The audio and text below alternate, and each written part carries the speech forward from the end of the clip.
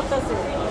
আমি কইছি বলে যে একই মাসে কাজ জোরে নেই এটা যে আগে দিত না হাওড়া টিয়া দেওয়া লাগবে ওহন তার তো আমি তা সাইকেল করে দিব না যাবে তো আমি বাচ্চা দিতেছি আমি জানতাম আপনি চেন যাবে তেল বাড়ি আরে সরু বল লাগতেছে বললার মধ্যে বাড়ি হতো আয়া দাদা দৌড়ে আইতেছে সিয়ান আছে কত বড় অবস্থা একেবারে ক্রিটিক্যাল ছিল, মানে একটা কূপ দিছে যে জায়গায় দাও দিয়ে কূপ দিছে।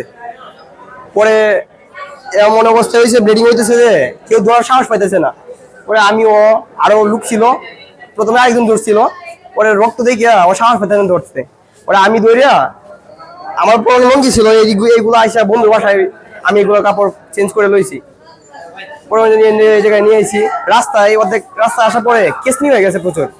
তারপরে নিয়ে আইছি, আসার পরে আসার 2-3 মিনিট পরে সেটা হচ্ছে, পরে 2-1 মিনিটের মধ্যেই শেষ। ডাক্তার আসছে, ডাক্তার দেখছে, দেখে হইতেছে কই যে মারা গেছে।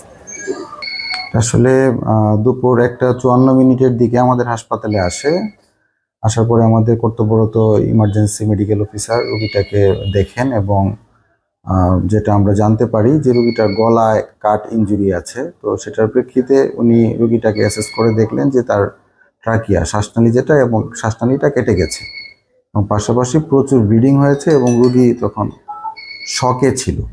হ্যাঁ, অর্থাৎ রোগীর পালস, ব্লাড প্রেশার কোনো কিছু পাওয়া যাচ্ছিল না এবং আমাদের এখানে 4 থেকে 5 মিনিটের মধ্যেই রোগীটা মারা গিয়েছে। আর এতটুকু সময়ের ভিতরে আমাদের যতটুকু প্রাইমারি যতটুকু চিকিৎসা দেওয়ার দরকার এতটুকু আমরা দিয়েছি আর কি।